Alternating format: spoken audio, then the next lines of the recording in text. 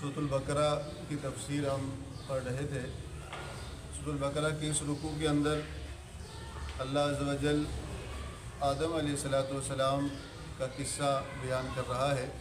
جب آدم علیہ السلام کا قصہ قرآن مجید میں 7 جگہ آیا ہے، کس جگہ آیا ہے؟ 7 جگہ آیا ہے۔ تو اس قصے کے اندر 3 مخلوقات کا ذکر آتا ہے، ایک انسان آدم علیہ السلام، ایک فرشتے، اور تیسرے نمبر پہ شیطان یعنی جنات۔ یعنی اللہ تعالیٰ نے 3 مین مخلوقات پیدا کی ہیں۔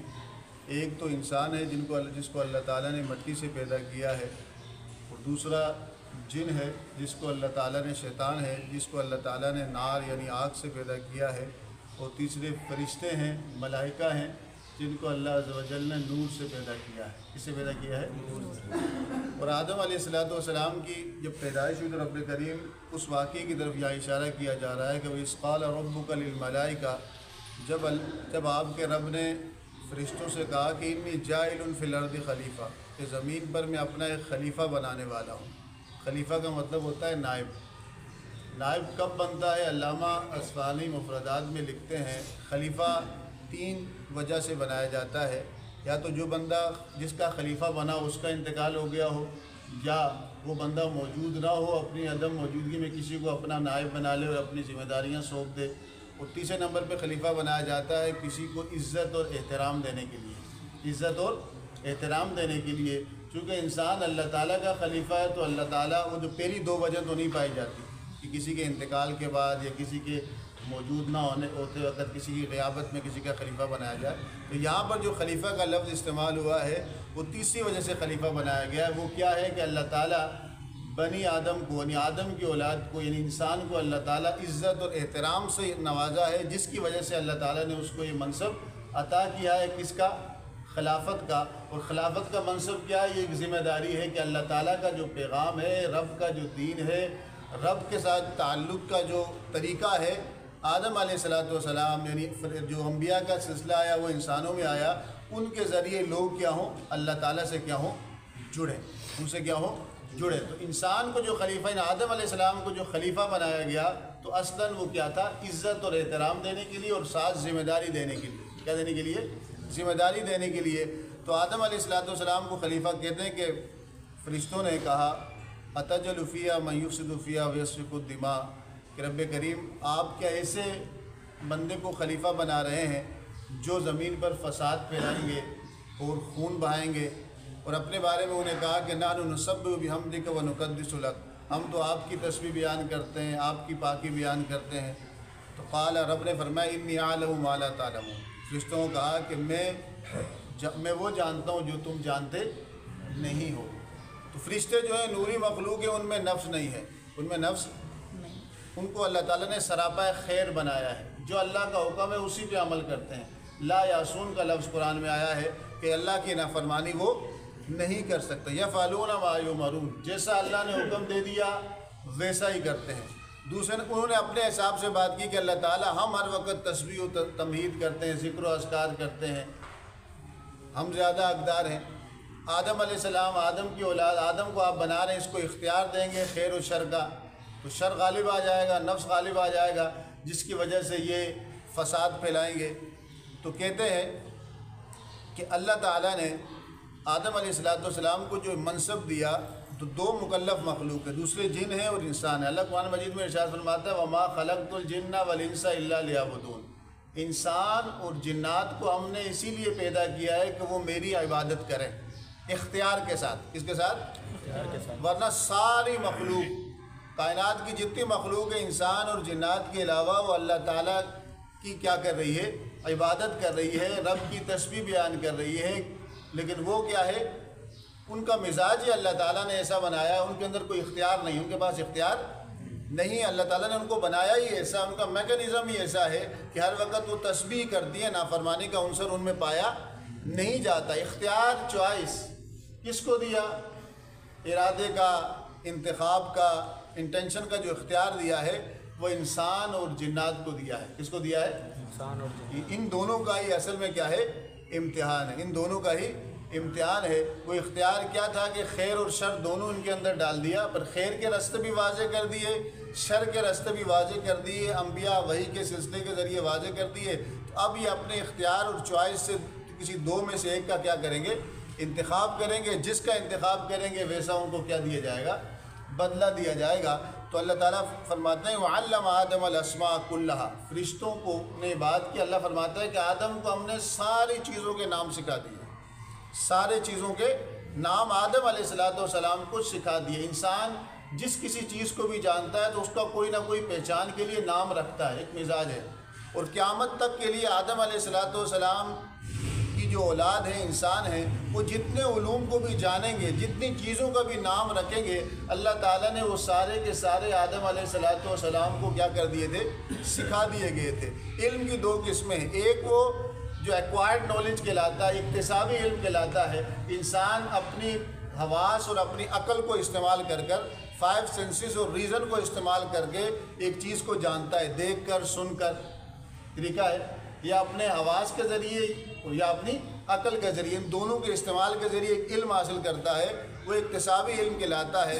جتنا سائنس اینڈ ٹیکنالوجی کے اندر جتنا بھی آگے ترقی ہو رہی ہے، وہ ساری کی ساری کس کے متعلقہ ہے؟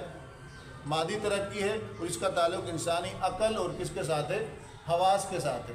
جہاں تک ریویلڈ نالج کا تعلق ہے، وہی کا تعلق ہے، خیر و شر واضح کرنے کا تعلق ہے، حق و باطل کیا ہوتا ہے، خیر کیا ہوتا ہے، شر کیا ہوتا ہے، اللہ اپنے خالق کے ساتھ تعلق کی نوعیت کیا ہوگی، کس طرح کیا جائے گا، وہ انسان کی عقل اس تک رسائی ہو ہی نہیں سکتی۔ انسان کا مقصد زندگی کیا ہے، وہ کس طرح پیدا ہوا، اس کو کس نے پیدا کیا، یہ علم جو ہے یہ کون دیتا ہے؟ نبی بتاتا ہے۔ یہ کون بتاتا ہے؟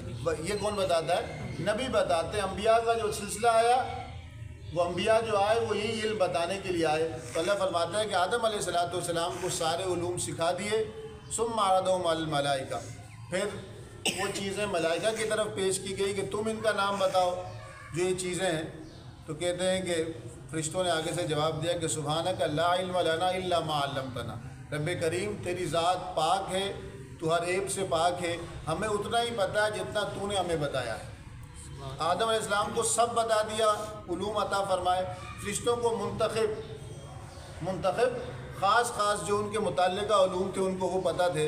اللہ فرماتا ہے، فرشتوں نے کہا کہ انک انت العلیم الحکیم، بے شک تو جو ہے رب علم والا بھی ہے اور حکمت والا بھی ہے۔ پھر اللہ تعالیٰ نے آدم کو کہا کہ انبئہم باسمائہم، آدم تم ان کو ان چیزوں کے نام بتاؤ۔ فلما انباہم باسمائہم، جب آدم علیہ السلام نے ان سب چیزوں کے نام فرشتوں کے سامنے بتائے تو رب کریم نے فرمایا کہ الم اقل لکم انی اعلم غیب السماوات والارض، کیا تمہیں میں نے کہا نہیں تھا کہ زمین و آسمان میں جو کچھ چھپا ہوا ہے اس کو میں جانتا ہوں، خوب جانتا ہوں۔ وَعَلَمُ مَا تُبْدُونَ وَمَا كُنتُمْ تَكْتُمُونَ، اور جو کچھ بھی تم ظاہر کرتے ہو چھپاتے ہو میں اس سے جانتا ہوں۔ آدم علیہ السلام کو خلیفہ بنانے پہ تو اعتراض کیا، تو اللہ تعالیٰ نے اس اعتراض کا جواب اس طرح دیا کہ آدم علیہ السلام کی علمی فضیلت کو ظاہر کیا۔ فرشتے مان گئے کہ یہ ہم سے زیادہ کیا ہیں؟ علم والے ہیں۔ کیا ہے؟ علم والے ہیں۔ پھر فرشتوں کو حکم ہوا کہ اسجدوا لآدم، اب آدم کو سجدہ تعظیمی کرو بطور عزت کے، بطور پہلی شریعتوں کے اندر ایک سجدہ عبادت کہلاتا ہے کہ کسی کو اپنا خالق، مالک، رازق اور مدبر کائنات سمجھ کے اس کے آگے سجدہ کرنا، یہ کیا کہلاتا ہے؟ سجدہ عبادت۔ یہ کفر ہے، شرک ہے، حرام ہے۔ پہلی شریعتوں کے اندر کسی کی تعظیم کے طور پر اس کے آگے جھکنا، اس کو سجدہ کرنا بطور سلام اور تعظیم کے جائز تھا۔ ہماری شریعت میں یہ کیا ہو گیا؟ حضور نے اس سے بھی کیا کر دیا؟ منع کر دیا۔ سجدہ تعظیمی کرنا گناہ کبیرہ ہے، حرام ہے۔ کیا ہے؟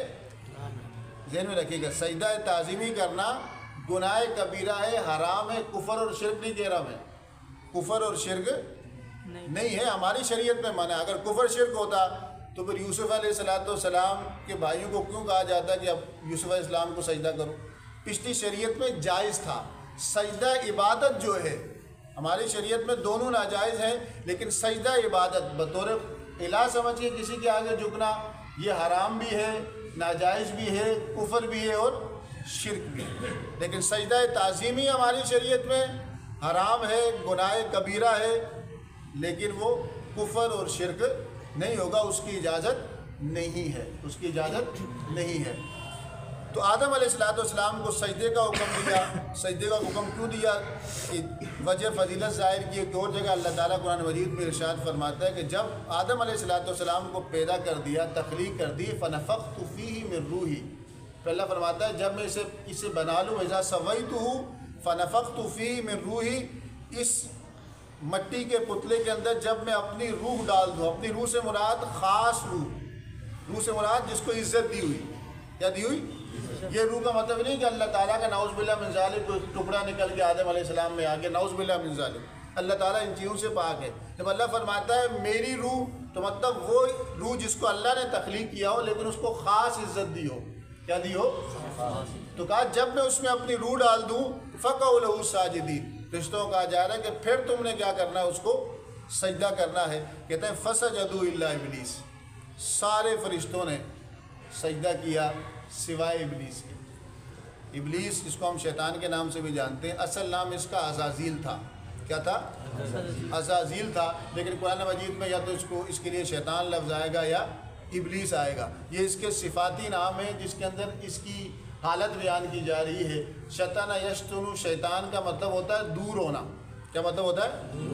دور ہونا۔ کس سے دور ہے؟ یہ اللہ کی رحمت سے دور ہے، نافرمانی کرنے کی وجہ سے۔ شاطا یشوتو سے شیطان نکلا ہے، اس کا مطلب ہے احترقا غضبا و حسدا، وہ بندہ یا وہ شخص جو حسد اور غصے کی وجہ سے جل جائے، اس کو بھی شیطان کہتے ہیں۔ شیطان میں یہ صفت بھی پائی جاتی ہے۔ اور تیسرا قرآن مجید میں شیطان کے لفظ آیا ابلیس، عزازیل کے کیا لفظ آیا؟ ابلیس۔ اور ابلیس عربی میں کہتے ہیں ابلس یبلس، ابلیس کا مطلب ہے مایوس ہونا، لوگوں کے اندر مایوسی ڈالتا ہے۔ کیا ڈالتا ہے؟ خود بھی مایوس ہوتا ہے، لوگوں میں کیا ڈالتا ہے؟ مایوسی ڈالتا ہے۔ لوگ جو اس کے اللہ تعالیٰ نے قرآن مجید میں نام گنوائے ہیں، جو مانا ہے وہی کام کرتا ہے۔ وہ مایوسی ڈالتا ہے، اللہ کی رحمت سے دور کرتا ہے، اور ان کے اندر حسد اور بغض کے کیا ڈالتا ہے؟ اس کے ہتھیار ہیں، جو شیطان کا نام ہے۔ کیونکہ شیطان نے سجدہ نہیں کیا، اللہ قرآن مجید میں دوسرا کا ارشاد فرماتا ہے کان من الجن، وہ فرشتے نہیں تھے، فرشتہ نہیں تھا۔ فرشتہ تو انکار کر ہی نہیں سکتا، وہ جنات میں سے تھا۔ ففسق عن امر ربی، اللہ فرماتا ہے اس نے اپنے رب کے حکم کی کیا کی؟ نافرمانی کی۔ اللہ فرماتا ہے ابا واستکبر، اس شیطان نے انکار کیا اور تکبر کیا، وکان من الکافرین، اور انکار کرنے والوں میں سے ہو گیا۔ شیطان کا اسٹانس کیا تھا؟ وہ یہ کہہ رہا تھا کہ اللہ تعالیٰ صرف تجھے سجدہ کروں گا، بس آدم کو سجدہ نہیں کرنا۔ اصل میں اللہ کو بھی ماننا ہے، اور اللہ جس کو منوانے کے لیے کہے اس کو بھی ماننا ہے۔ اصل توحید یہ ہے کہ اللہ کی بھی عزت کرنی ہے، اور اللہ جن جن چیزوں کو لوگوں کو عزت دے ان کی بھی عزت کرنی ہے۔ ضروری ہے نا، انبیاء کی عزت کرنی ہے، کیوں کہ اللہ نے ان کو عزت دی ہے۔ اولیاء کرام کی عزت کرنی ہے، کیوں کہ اللہ تعالیٰ نے ان کو عزت دی ہے۔ ماں باپ کی عزت اور توسین کرنی ہے، کیوں؟ اللہ تعالیٰ نے عزت دی ہے۔ تو شیطان نے کیا کیا کہ کہا اللہ تعالیٰ تجھے سجدہ کروں گا، آدم کو سجدہ نہیں کروں گا۔ تو اصل میں اللہ کے حکم کی نافرمانی کی تھی، کیوں کی تھی اس پر ہم پہلے بات کر چکے ہیں۔ تو اللہ فرماتا ہے وَقُلْنَا يَا آدَمُ اسْكُنْ أَنْتَ وَزَوْجُكَ الْجَنَّةَ، پھر آگے واقعہ شروع ہو رہا ہے کہ ہم نے آدم کو کہا کہ آپ اور آپ کی زوجہ جنت میں رہیں، باغ میں رہیں، اس سے کھائیں پئیں، لیکن اس درخت کے قریب نہیں جانا ورنہ آپ حد سے گزر جانے والوں میں سے ہو جائیں گے۔ تو شیطان نے وہی کام کیا، بدلہ لیا، ان کے سامنے خدا کی قسمیں کھائی، اللہ کی قسمیں کھائی۔ آدم علیہ السلام نے سمجھا کہ اللہ کی جھوٹی قسم تو نہیں کھا سکتا یہ، قرآن میں وقاسمہما، اس نے قسم کھائی ان دونوں کے ساتھ، آدم علیہ السلام اور اماں حوا کے سامنے قسم کھائی کہ یہ درخت کھا لو، یہ کھانے کے بعد تم فرشتے بن جاؤ گے اور اللہ تعالیٰ کی خاص محبت مل جائے گی۔ جب قسم کھائی اس طرح ان کو پھسلایا، تو شیطان شر کے ذریعے نہیں پھسلاتا، ذہن میں رکھنا، وہ خیر کی باتیں کر کے پھر گمراہ کرتا ہے، وہ اچھائی کا روپ ڈال کے گمراہ کرتا ہے۔ فراڈ کرنے والا جب آپ کے ساتھ آ کے فراڈ کرتا ہے تو بولتا ہے میں فراڈیا ہوں، یہ سب سے بڑا نصیحت والا بن کے آتا ہے، سب سے بڑا خیر خواہ بن کے آتا ہے، سب سے اچھی باتیں وہی کرتا ہے، سب سے زیادہ چرب زبانی وہ کرتا ہے۔ تو فَأَزَلَّهُمُ الشَّيْطَانُ، اللہ فرماتا ہے شیطان نے ان دونوں کو پھسلایا۔ کس طرح پھسلایا؟ قرآن کی دوسری آیت میں وَقَاسَمَهُمَا إِنِّي لَكُمَا لَمِنَ النَّاصِحِينَ، جائے انہوں نے آدم علیہ السلام اور اماں حوا کے سامنے قسمیں کھائی خدا کی کہ میں تمہارا خیر خواہ ہوں، یہ درخت سے کھا لو، یہ کھانے کے بعد تم ہمیشہ کے لیے اللہ کے قرب پا جاؤ گے، فرشتے بن جاؤ گے۔ اللہ کے قرب کی لالچ دی۔ لالچ بھی کیا دے رہا ہے؟ نیک بندے کو نیکی کی لالچ دے کے پھسلاتا ہے، نیک بندے کو نیکی کی دعوت دے کے پھسلاتا ہے، پہچاننا چاہیے۔ تو اللہ فرماتا ہے فَأَخْرَجَهُمَا مِمَّا كَانَ فِيهِ، تو بس پھر اس شیطان جو ان کو اس جنت سے نکلنے کا کیا بنا؟ سبب بنا۔ پھر اللہ نے ان کو کہا کہ قُلْنَا اهْبِطُوا بَعْضُكُمْ لِبَعْضٍ عَدُوٌّ، ہم نے کہا کہ تم سب اترو گے، زمین پہ جاؤ، تم میں سے بعض کے دشمن ہوں گے۔ کس طرح کہ انسان شیطان کا دشمن ہوتا ہے، شیطان انسان کا دشمن ہوتا ہے، مومن کا دشمن ہوتا ہے۔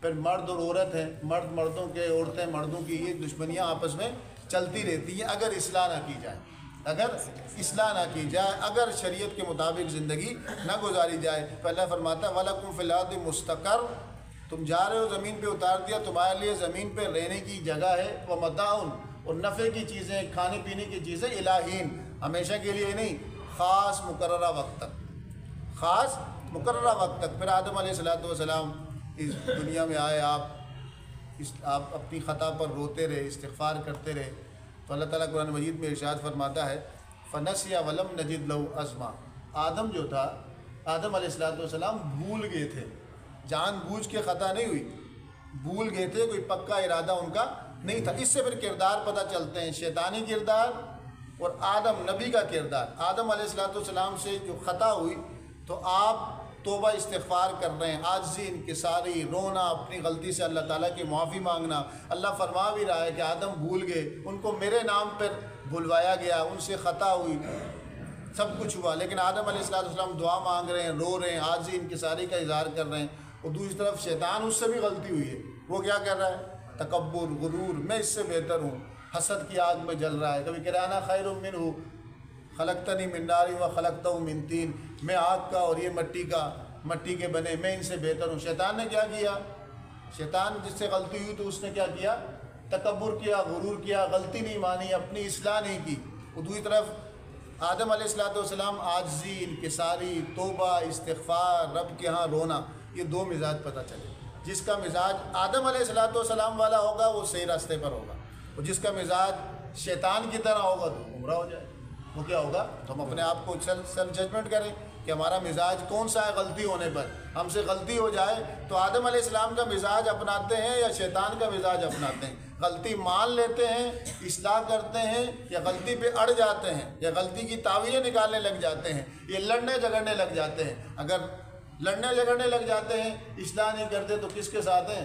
کس مزاج کے ساتھ ہیں؟ شیطانی مزاج کے ساتھ ہیں۔ اگر اصلاح کر لیتے ہیں، توبہ کر لیتے ہیں، معافی مانگ لیتے ہیں، تو ہمارا مزاج کیا ہے؟ آدم علیہ السلام کا ہے۔ تو اللہ فرماتا ہے کہ آدم علیہ السلام نے اپنے رب سے کچھ کلمات سیکھے تو اللہ تعالیٰ نے فتاب علیہ، تابہ یتوب قرآن مجید میں اللہ کے لیے بھی استعمال ہوا ہے اور مومنین اور لوگوں انسانوں کے لیے بھی استعمال ہوا ہے۔ تابہ جب اللہ کے لیے آئے تو اس کے ساتھ الہ آتا ہے، مخلوق کے لیے آئے تو اس کے ساتھ الہ آتا ہے عربی میں، اور اگر اللہ کے لیے آئے تو اس کے ساتھ اعلیٰ آتا ہے۔ تابہ الیہ، جب مخلوق کے لیے آئے کہ مخلوق توبہ کرتی ہے، توبہ کا مطلب ہوتا ہے رجوع کرنا، لوٹ جانا۔ مخلوق توبہ کرتی ہے مطلب کیا ہے؟ کہ گناہ سے نیکی کی طرف لوٹ گئی، معصیت سے اطاعت کی طرف لوٹ گئی، برائی سے اچھائی کی طرف لوٹ گئی، شر سے خیر کی طرف لوٹ جانے، کفر سے ایمان کی طرف لوٹ گئی۔ یہ جب توبہ کا لفظ کس کے لیے آئے؟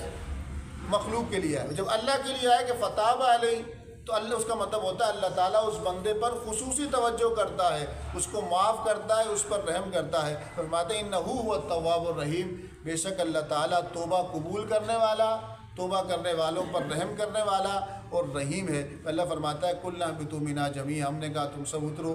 پھر کہا آدم کو کہ اما یاتینکم منی ھدی فمن تبع ھدایا فلا خوف علیہم ولا هم یحزنون، تمہارے پاس ہدایت آتی رہے گی، انسانوں کے پاس انبیاء کے ذریعے ہدایت آتی رہے گی، جس نے میری ہدایت کی پیروی کی اس پر کوئی خوف نہیں، کوئی غم نہیں۔ والذین کفروا، جس نے انکار کیا، وکذبوا بآیاتنا، ہماری آیتوں کو جھٹلایا، اللہ فرماتا ہے اولئک اصحاب النار، وہی آگ والے ہیں، ہم فیہا خالدون، اور کس میں رہیں گے؟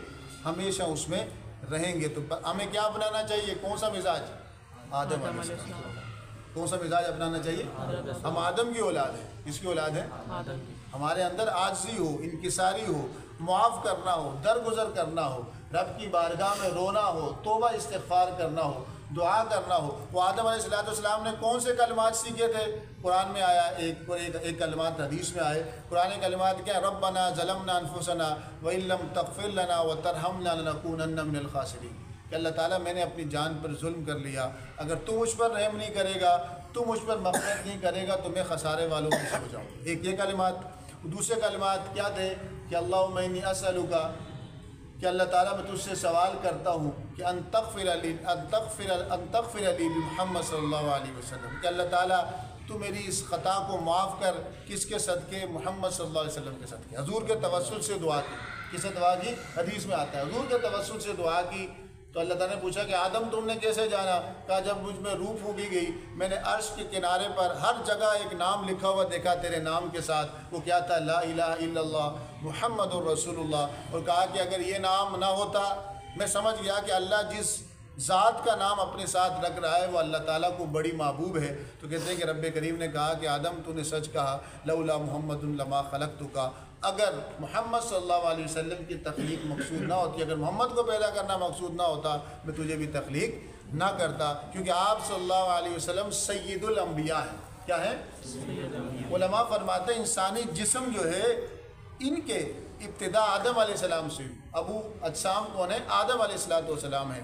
روحیں جو ہے سب سے پہلا انسانی جسم جو بنا آدم علیہ السلام کا بنا، اس سے آگے نسلیں چلی، اور سب سے پہلی روح جو اللہ تعالیٰ نے تخلیق کی وہ حضور صلی اللہ علیہ وسلم کی تخلیق کی۔ تو جسمانی وجود کے جو جد امجد ہیں، اب ہیں، وہ کون ہیں؟ آدم علیہ السلام۔ روحانی وجود کے جو جد امجد اور اب ہیں، وہ کون ہیں؟ ابو الارواح محمد صلی اللہ علیہ وسلم ہے، اور ابو الاجسام سیدنا آدم علیہ السلام ہے۔ تو اللہ عز و جل سے دعا ہے کہ رب کریم ہمیں آدم علیہ السلام کا مزاج عطا فرمائے، نبوی مزاج عطا فرمائے، شیطان کے ہر قسم کے شر سے ہم سب کو محفوظ فرمائے۔ فقہی مسائل سمجھ لیں استنجا کے متعلق کہ جب ہم واش روم جاتے ہیں رفع حاجت کرنے کے لیے، چھوٹے بڑی رفع حاجت کرنے کے لیے، تو شریعت نے ہمیں کہا ہے کہ آپ دعا مانگیں باتھ روم جانے سے پہلے، اللہم انی اعوذ بک من الخبث والخبائث، یہ دعا مانگیں۔ کسی کو اگر یہ نہیں آتی تو بسم اللہ اعوذ باللہ پڑھ لے۔ کیوں؟ کہ باتھ روم کی جگہ پر یا واش روم پر کیا ہوتے ہیں؟ شیطان ہوتے ہیں، گندے قسم کے شیطان ہوتے ہیں۔ اگر یہ دعا نہ مانگی جائے تو انسان کے مختلف نفسیاتی امراض لگ جاتے ہیں، جسمانی امراض لگ جاتے ہیں، اور ذہنی طور پر وہ ٹینشن کا شکار ہو جاتا ہے۔ تو یہ دعا مانگ کے واش روم میں جایا جائے، پہلے مانگ لیا جائے اللہم انی اعوذ بک من الخبث والخبائث، پہلے مانگ کے پھر باتھ روم میں جایا جائے۔ اور بغیر ضرورت کے باتھ روم میں فون پہ باتیں کرنا یا کھانا پینا، یہ ساری چیزیں ایسی ہیں جو انسان کو نفسیاتی مریض بناتی ہیں، اور اس کے اندر آلودگی اس کے دماغ کے اندر کیا ہو جاتی ہے؟ چلی جاتی ہے۔ تو واش روم جانے سے پہلے یہ دعا مانگنی چاہیے، پھر اس کے بعد الٹا پاؤں اندر رکھنا چاہیے، اور جب باتھ روم سے باہر نکلیں رفع حاجت کرنے کے بعد، اس کے بعد آپ نے کیا دعا مانگنی ہے؟ الحمدللہ الذی اذھب عنی الاذی وعافانی۔ اتنی اچھی دعا ہے کہ الحمدللہ الذی اذھب عنی الاذی وعافانی، تمام تعریفیں اس اللہ کے لیے، میں تکلیف میں تھا، اس نے مجھے راحت عطا کی۔ اذھب عنی الاذی، تکلیف مجھ سے دور کر دی، وعافانی، اور مجھے سکون عطا کیا۔ مجھے کیا کیا؟ سکون عطا کیا۔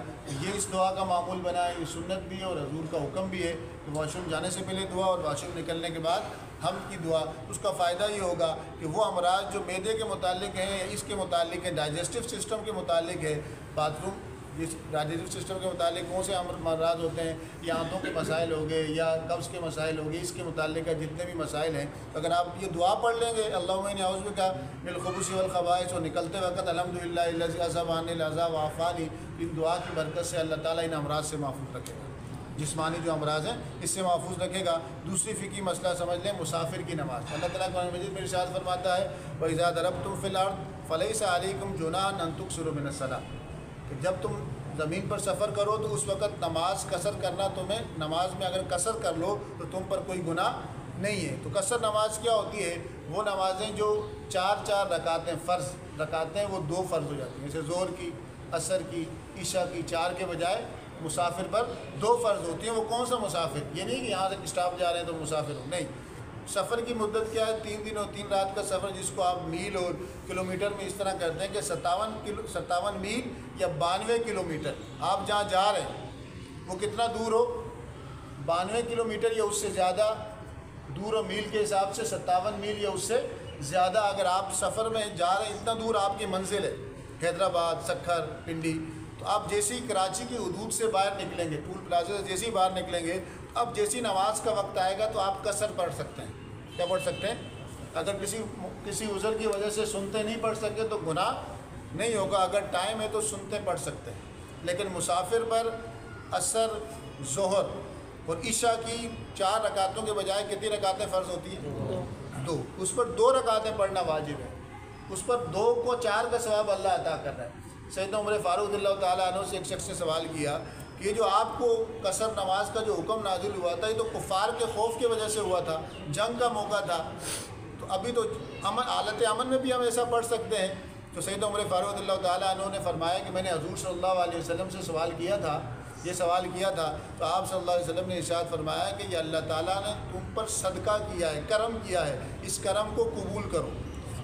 اب یہ حالت خوف میں نہیں بلکہ عام حالت میں بھی جب تم سفر میں جاؤ، 92 کلومیٹر کا سفر، چاہے آپ پیدل طے کریں، چاہے آپ جہاز پہ طے کریں، چاہے آپ ریل گاڑی پہ طے کریں، چاہے آپ گاڑی پہ طے کریں، 1 گھنٹے میں کریں، 2 گھنٹے میں کریں، 3 گھنٹے میں کریں، یہ کوئی مدت نہیں ہے۔ کوئی بندہ کہے نا جہاز میں 2 گھنٹے میں ہو جاتا ہے پنڈی تک کا سفر، کوئی ایشو نہیں۔ اصل یہ ہے کہ 92 کلومیٹر تک یعنی کہ زیادہ کی منزل ہو اور آپ سفر میں ہوں، جیسے اپنے علاقے کی یا شہر کی حدود سے باہر نکلیں گے تو آپ قصر نماز پڑھیں گے، اور جس علاقے میں آپ جا رہے ہیں تو اگر آپ کا وہاں پہنچ کر اگر آپ کا وہاں اسٹے 15 دن یا اس سے زیادہ ہے، 15 دن یا اس سے زیادہ ہے تو آپ پوری نماز پڑھیں گے۔ اگر 15 دن سے کم ہے تو پھر قصر نماز آپ مستقل پڑھتے رہیں گے، ٹھیک ہے۔ تو اللہ عز و جل سے دعا ہے کہ جو کچھ سنا اس پر عمل کرنے، دوسروں کو پہنچانے کی توفیق نصیب فرمائے۔ وما علیہ الا البلاغ۔